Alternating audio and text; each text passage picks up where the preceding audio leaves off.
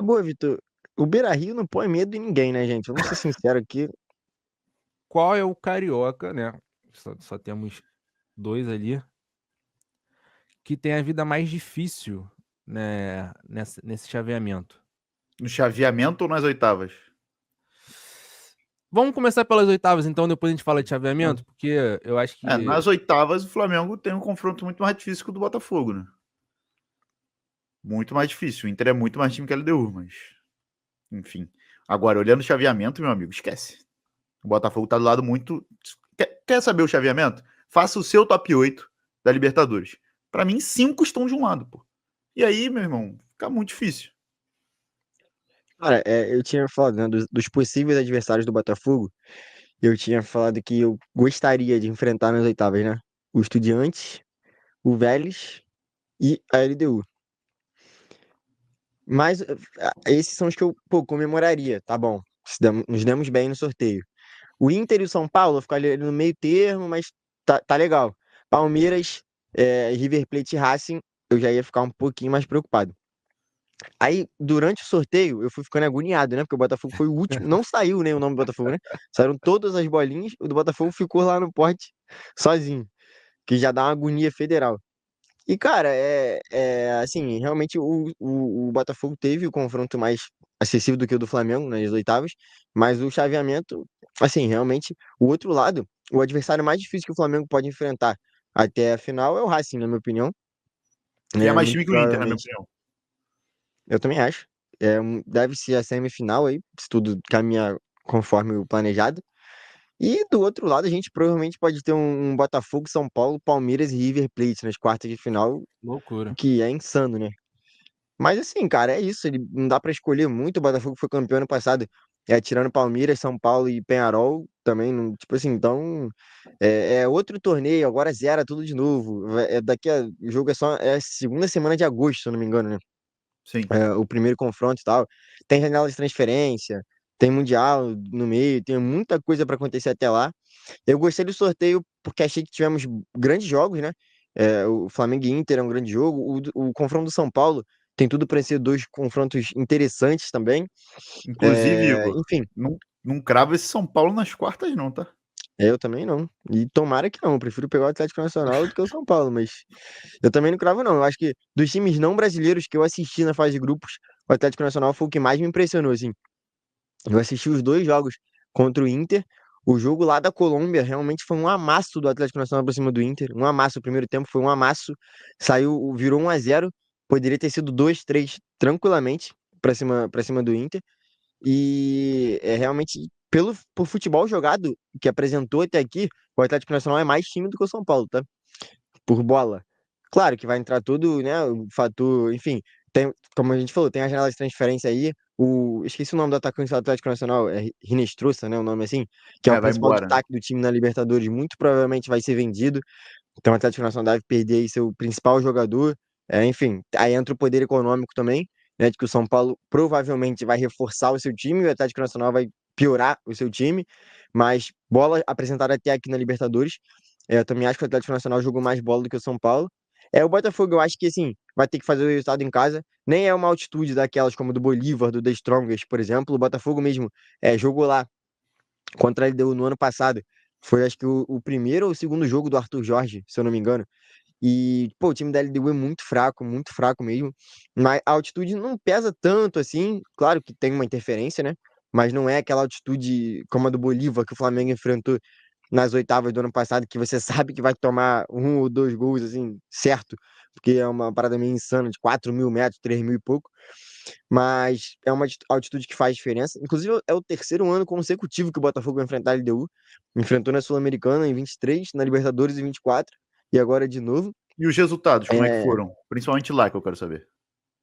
Cara, eu vou te falar, na Sul-Americana eu não lembro porque, né? Eu estava cagando pra Sul-Americana, meu time era líder do brasileiro na época, então não lembro.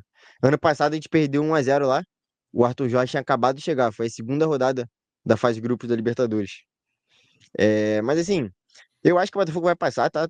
É, Sem muitas dificuldades. Claro que, né, não dá pra subestimar a Libertadores, mas eu acho que fazendo um 2-0 em casa, por exemplo, vai bem tranquilo pra Quito. E o Flamengo acho que passa também, cara. O Inter é um time que tem caído, né, de rendimento, perdeu pro Fluminense agora jogando bem mal, enfim, passou na Sul-Americana também, tendo que virar o jogo contra o Bahia na última rodada dentro de casa, saiu perdendo. É um time que toda hora tem que virar jogo, o Inter costuma sempre sair atrás no placar, pelo menos nos últimos jogos. Enfim, acho que os dois devem passar. Eu acho que nós temos confrontos assim, eu acho que tirando o do São Paulo, que é o mais equilibrado, acho que a gente teve confrontos desequilibrados de certa forma nas oitavas. Acho que a gente tem os favoritos aí muito claramente de quem vai passar, mas é Libertadores, né? Não dá pra duvidar de nada e subestimar nunca. Então, Principalmente o Flamengo, tá? O senhor Flamengo não pode subestimar a Libertadores nos últimos anos, não. Então, eu acho que o Flamengo é favorito também contra o Inter. Só que decidir fora, eu acho que é algo aí perigoso. E também o Inter de hoje, a gente sabe que o Inter vive uma má fase e tal, só que o jogo não vai ser semana que vem. Ainda vai faltar um pouquinho. Então a gente não sabe como é que vai ser o Inter de quando for o jogo. Então eu acho que o Flamengo é favorito sim, mas é perigoso, cara. É perigoso. É perigoso, só que dados os adversários que o Flamengo poderia pegar, foi o que o Igor falou. É um adversário, eu acho, bem mais acessível do que outros. Você poderia pegar River. Você ficou feliz então, Vitor? Eu fiquei feliz, porque decidindo fora contra River, decidir no Monumental é uma coisa, decidir no Beira-Rio é outra. Se a gente pegar o histórico do Beira-Rio nos últimos anos, o Inter tem 10 eliminações no Beira-Rio. A matéria do GE é o time do G12 mais eliminado dentro de casa, tá? Informação. Então, assim, é um time que tá acumulando vexame. E aí é fato, né? O Inter vive uma seca enorme. O Flamengo contra o Inter nos últimos anos tem se dado muito bem. Sim. Passou em 2019, ganhou o Campeonato Brasileiro, ganhando o jogo decisivo contra o Inter em casa. Então, assim, historicamente o Flamengo vai bem contra o Inter. Acho, sim, o Flamengo bem favorito para passar. Se o jogo fosse semana que vem, era um dos confrontos mais desequilibrados para mim, tá? Tá boa, Vitor. O Beira-Rio não põe medo em ninguém, né, gente? Vamos ser sinceros aqui. Não tem como, né? Aí Igor, vai virar corte e vai chegar o cara que torce pro Inter, ele vai ficar puto com a gente. Não, a gente já tá cheio de hater, né? Ele é inacreditável. O Inter pode eliminar qualquer time porque tem um time de qualidade, é um time grande. Agora, o ambiente, torcida, Beira-Rio, não é. Você não se treme e fala, meu Deus, vai jogar fora de casa no Beira-Rio. Desculpa, não tem, pô.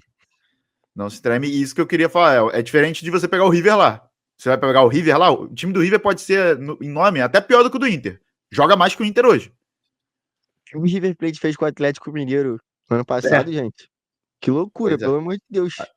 É um ambiente muito mais hostil que o Beira-Rio. Então, não vejo o fator casa pesar tanto contra o Flamengo. Eu não acho que o Beira-Rio impõe esse medo. Tá? Eu acho que assim, o Flamengo ganha de 1-0 em casa. É um resultado bom. Não acho para ter medo fora de casa do Inter. Se o jogo fosse semana que vem, o Flamengo seria bem favorito. Muito favorito mesmo, assim. Pelo momento das duas equipes, se fosse jogar semana que vem, era um dos jogos mais equilibrados, tá? Mas daqui a 2 meses, é confronto local e tal. Mas vi muita gente falando, Flamengo e Inter é o jogo mais equilibrado das oitavas. Discordo totalmente, eu acho que o jogo mais equilibrado é São Paulo e Atlético Nacional. Esse é o jogo mais equilibrado das oitavas. E os mais equilibrados, né? O Igor falou, a gente pode ter Palmeiras e River nas quartas? Não, a gente vai ter Palmeiras e River nas quartas, né? Não é possível que, o Universitário vai ser amassado os 2 jogos, que é o que o Palmeiras faz time pequeno no Libertadores, e o Libertad não vai ter a menor chance de eliminar o River Plate fora de casa. Então, River e Palmeiras ganharam o direito de começar já nas quartas, né? Só que aí já vão se enfrentar nas quartas. Que já, assim, o chaveamento do outro lado, irmão, vai ser, se o São Paulo passar, tricampeão da América São Paulo, atual campeão da América Botafogo, pentacampeão da América River Plate, e o Palmeiras tricampeão da América. E do outro lado, se o Flamengo passar, o Flamengo vai pegar o Estudiantes, assim, um tetracampeão, beleza, mas, sabe? O Botafogo, pelo amor de Deus. O Igor viu os 2 jogos aí, o Botafogo não perderia pro Estudiantes lá, não era pra ter perdido pro Estudiantes lá, se não fosse a falha do John, e no Newton Santos foi um amasso. Mas tomou 2 gols. Inventaram um pênalti, tá? Inventaram um pênalti. E o Estudiantes não criou nada. O Botafogo era pra ter ganho de 4-5 do Estudiantes facilmente. Então o Estudiantes dos argentinos é o mais fraco. E aí na semifinal pode pegar um Racing, que pra mim é um baita adversário. Mas olhando pro outro lado, irmão, tem do que reclamar não. O Flamengo se deu muito bem no sorteio. Deu muito bem mesmo. O outro lado da chave é briga no escuro.